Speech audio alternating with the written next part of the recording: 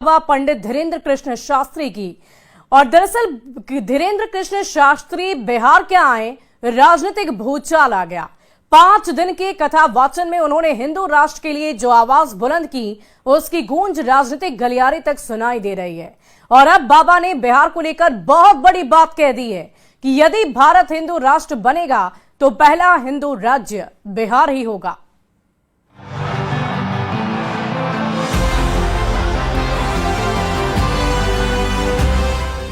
राष्ट्र की आवाज कहीं से अगर उठेगी तो सबसे ज्यादा बिहार से ही पहले होगी।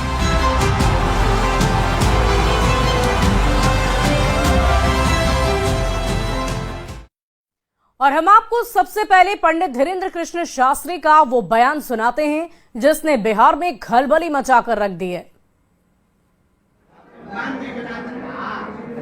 घोषणा करके करते हैं, अगर हनुमान जी की कृपा हुई भारत हिंदू राष्ट्र बनेगा तो पहला राज्य अगर हिंदू राज्य घोषित होगा तो वो बिहार ही होगा। हर हाल में भारत हिंदू राष्ट्र होवे, लेकिन सबसे पहले बिहार हिंदू राज्य हो जावे। और बिहार की धरती पर तीसरी बार गोपालगंज में 5 दिन तक हनुमत कथा सुनाने के बाद बागेश्वर धाम वाले पंडित धीरेन्द्र कृष्ण शास्त्री अपने धाम लौट गए हैं। और इस 5 दिन की कथा के दौरान उन्होंने बिहार की धरती से हिंदू राष्ट्र की हुंकार भरी और उस पर देश भर में बहस छिड़ी है। तो साधु संतों ने अब बाबा बागेश्वर के संकल्प को पूरा करने के लिए आवाज उठानी शुरू कर दी है। एक बात हृदय से बोल रहे, हिंदू राष्ट्र की आवाज कहीं से अगर उठेगी तो सबसे ज्यादा बिहार से ही पहले होगी। बागेश्वर धाम वाले बाबा की यही वो हुंकार है जिसने हिंदू राष्ट्र के मुद्दे पर सबसे बड़ी बहस छेड़ दी है। बाबा ने कहा है कि बिहार से सबसे ज्यादा हिंदू राष्ट्र की आवाज उठेगी। तो सवाल है कि बिहार की मिट्टी में आखिर ऐसा क्या है कि यहाँ से ही हिंदू राष्ट्र की आवाज उठेगी। तो इसके पीछे की वजह भी साधु संतों की जुबानी ही जान लीजिए।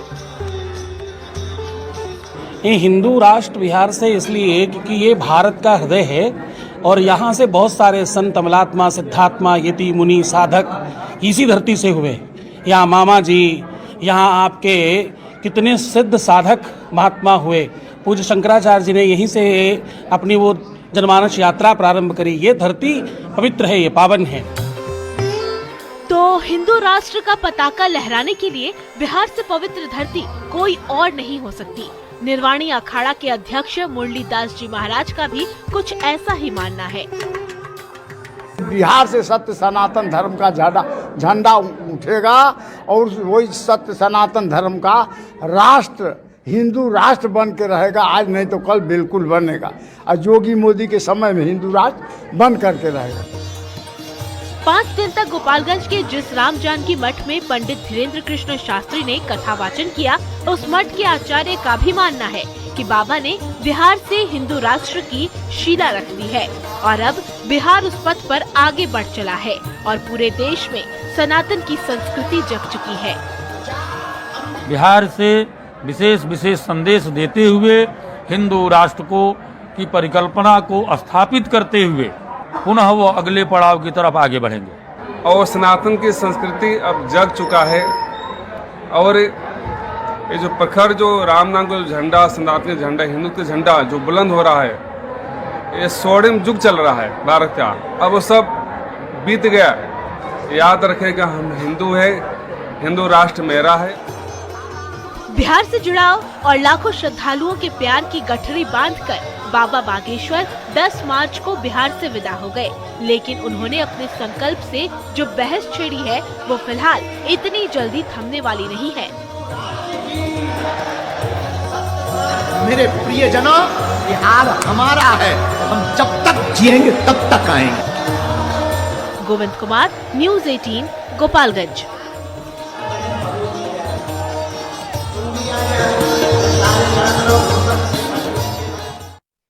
और हिंदू राष्ट्र के लिए बिहार से बाबा बागेश्वर की हुंकार को आप जानिए।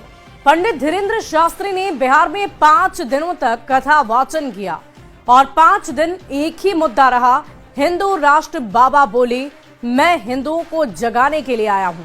प्रवचन में बार बार बिहार पर जोर दिया गया और बिहार को उन्होंने अपना घर भी बताया। बाबा ये भी बोले कि हिंदू राष्ट्र की अलख बिहार से ही जगेगी, जलेगी। बिहार में पदयात्रा का भी ऐलान पहले ही बाबा कर चुके हैं और अब देखिए बिहार में इसी साल चुनाव होने हैं। ये साल बिहार के लिए काफी खास होने जा रहा है। हिंदू राष्ट्र के मुद्दे पर सियासत पहले से ही शुरू हो चुकी है और इस सियासत को लेकर लगातार अलग अलग राजनीतिक दलों की तरफ से प्रतिक्रियाएं सामने आ रही है। विपक्षों की बात करें तो विपक्षी दलों की तरफ से बार बार बाबा के इस आह्वान पर देश को हिंदू राष्ट्र बनाने की बात पर कई दफा इसका विरोध किया जा चुका है। विपक्ष बाबा पर उन्माद फैलाने तक का भी आरोप लगा रहा है, जबकि बीजेपी बाबा के फुल सपोर्ट में है। भारतीय जनता पार्टी का यह कहना है कि जो कुछ भी बाबा कह रहे हैं, कर रहे हैं, वो बिल्कुल सही है और जेडीयू इस मामले पर थोड़ा संभल कर बयान दे रहा है। राजनीतिक तू मैं पर भी बाबा की सफाई सामने आई। किसी पार्टी प्रचार नहीं, हिंदू धर्म का मैं विचारक हूं, बाबा ने इसकी भी चर्चा की। उन्होंने साफ शब्दों में कहा कि मैं किसी भी राजनीतिक दल से नहीं आता हूं, ना ही मुझे किसी तरह की कोई सियासत करनी है, बल्कि मैं सिर्फ और सिर्फ हिंदू धर्म का विचारक हूं और हिंदू धर्म का ही मैं प्रचार प्रसार भी करना चाहता हूं और इसीलिए इस तरह की बातें मैं करता हूं। और देखिए इस घटना ने बिहार की सियासत में एक नया विवाद ही खड़ा कर दिया है। एक तरफ आरजेडी है जो धीरेन्द्र शास्त्री पर वोट बैंक की राजनीति का आरोप लगा रहा है, तो दूसरी तरफ बीजेपी है जो आरजेडी पर तुष्टीकरण का आरोप लगा रही है। देखना होगा कि इस मुद्दे पर आगे क्या कुछ होता है। क्या ये विवाद चुनाव तक छाया रहेगा, ये तो समय ही बताएगा। और देखिए बिहार पर बाबा के बयान ने राजनीतिक गलियारे में बहस भी छेड़ दी है। बीजेपी बाबा के समर्थन में है, जबकि जेडीयू ने बाबा के बयान को बिल्कुल गलत बता दिया है। वीआईपी ने बाबा के बयान के बाद बीजेपी को ही कटघरे में लाकर खड़ा कर दिया है। राष्ट्र का मसला एक संवैधानिक मसला है, इस पे निर्णय तो संवैधानिक तरीके से होना है, परंतु अगर प्रभु की ये इच्छा है कि हिंदू चेतना की क्रांति बिहार से उठे तो ये बिहार के लिए गौरव की बात है। और जब बिहार की बात होती है तो आदरणीय नीतीश कुमार जी ने एक ऐसा बिहार बनाया है जहां सर्वधर्म समभाव का संदेश दिया जाता है। सभी जाति धर्म के लोग सामंजस्य से रहते हैं, अपना काम करते हैं। ऐसे में हिंदू राष्ट्र या हिंदू राज्य की बात करना संविधान की मूल प्रस्तावना के साथ छेड़छाड़ है, जिसे लोग कभी स्वीकार नहीं करेंगे। धर्म का प्रचार प्रसार करना एक बात है, लेकिन ऐसी बातें कहना जो संविधान से इतर है, ये एकदम गलत है। हिंदू राष्ट्र घोषित होने से क्या होगा? हिंदू राष्ट्र घोषित होने से क्या बेरोजगारी दूर हो जाएगा? बिहार में सबसे बड़ा अभिशाप है बेरोजगारी। बेरोजगारी कैसे खत्म हो, उसके लिए बाबाओं को बात करना चाहिए और उसके लिए पूजा पाठ करना चाहिए। लगाते हैं तो स्वतः उनको रंग नहीं बेचना चाहिए। कैसे इस तरह का बयान दे सकता है? जिनको जिस दुकान से पसंद है वो अपना वहां से सामान खरीदें। भाईचारा के साथ होली मनाने दें हिंदुओं को।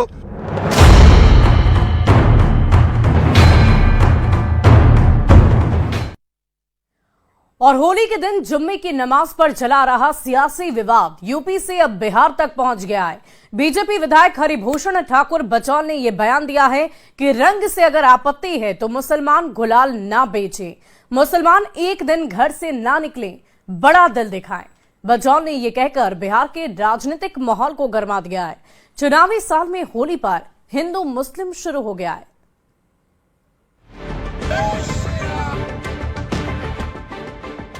रंग लगाने में इस्लाम प्रभावित हो जाता है, लेकिन बेचने में प्रभावित नहीं होता है। यह उनकी दोहरी नीति है। होली के दिन जुमे की नमाज पर चल रहा सियासी विवाद यूपी से बिहार पहुंच गया है। बीजेपी विधायक हरिभूषण ठाकुर बचौल ने यह कहकर बिहार के राजनीतिक माहौल को गरमा दिया कि रंग से आपत्ति है तो मुसलमान गुलाल न बेचे, एक दिन घर से बाहर न निकलें, बड़ा दिल दिखाएं। पावन जुम्मा आता है और इस बार भी होली जुम्मे के दिन ही है। मुस्लिम बंधुओं से निवेदन है कि 51 जुम्मा वो लोग करते ही हैं। भाईचारा के साथ होली मनाने दें हिंदुओं को, और अगर बड़ा दिल हो तो बाहर निकले, अगर रंग भी लग जाए तो उसको बुरा नहीं माने। होली के दिन मुसलमान घरों में रहने वाले बीजेपी विधायक हरिभूषण ठाकुर बचौल के बयान पर कड़ी प्रतिक्रिया देते हुए आरजेडी नेता और पूर्व मुख्यमंत्री राबड़ी देवी ने कहा कि बिहार की जनता बीजेपी को देश और बिहार से भगाएगी। और अगर ये प्रधानमंत्री का हिम्मत है और बिहार से देश भर के मुसलमानों को भगाने का काम करेंगे, राज कहीं बनाने का काम करेंगे। वहीं नेता प्रतिपक्ष तेजस्वी यादव ने कहा है कि सीएम नीतीश कुमार को हिम्मत नहीं है कि वे बचौल को बुलाकर डांट सके। ये कौन बचौल या उनके पिताजी के बाप का राज है क्या? ये है कौन बचौल? कैसे इस तरह का बयान दे सकता है? और सरकार के मुख्यमंत्री कहाँ हैं? होली में मुसलमानों के रंग गुलाल नहीं बेचने की बचौल की अपील पर जेडीयू ने सधी हुई प्रतिक्रिया दी। मंत्री श्रवण कुमार ने बचौल के बयान को व्यक्तिगत बताया, लेकिन साथ में ये भी कह दिया कि बिहार में बिहार मॉडल ही चलेगा। मॉडल चलेगा या मॉडल चलेगा बिहार में? बिहार में तो बिहार मॉडल ही चलता है और बिहार मॉडल ही आज देश में प्रसिद्ध है। यूपी के संभल से इस विवाद की शुरुआत हुई। मुसलमानों को अधिकारी की नसीहत से शुरू हुए इस विवाद में पहले यूपी की सियासत को गरमाया और अब बिहार की राजनीति को गरमाना शुरू कर दिया है। न्यूज 18 के लिए पटना से अमित कुमार और संजय कुमार के साथ ब्यूरो रिपोर्ट। और आइए अब त्योहार के मौसम में हिंदू मुसलमान वाली इस सियासत को भी जानते हैं। इसको समझने से पहले ये जानना जरूरी है कि इस विवाद की शुरुआत कहां से हुई। तो ये भी जान लीजिए कि इस विवाद की शुरुआत उत्तर प्रदेश के संभल से हुई है। दरअसल इस बार होली 14 मार्च को है। 14 मार्च यानी कि आने वाला शुक्रवार, और अब शुक्रवार यानी होली के दिन हिंदू होली खेलेंगे, जबकि शुक्रवार यानी जुम्मे को मुसलमान नमाज पढ़ते हैं। और ये भी जग जाहिर है कि ज्यादातर मुसलमान रंग नहीं खेलते हैं। अब चूंकि संभल इधर काफी दिनों से सांप्रदायिक वजहों से विवादों में रहा है, विवादों से घिरा रहा है और काफी चर्चाएं सियासी गलियारों से लेकर लोगों के बीच तक होती रही है। और ऐसे में होली के दिन नमाज पढ़ने जाते समय मुसलमानों पर भी रंग पड़ सकता है, जिससे कानून व्यवस्था की स्थिति पैदा हो सकती है। और इसी बात को ध्यान में रखते हुए संभल के सीओ अनुज चौधरी ने मुसलमानों को ये सलाह दे दी है कि अगर आपको रंग से परहेज है तो आप नमाज थोड़ी देर से पढ़ने के लिए जाएं या घर पर ही बैठकर रहकर नमाज पढ़ लें।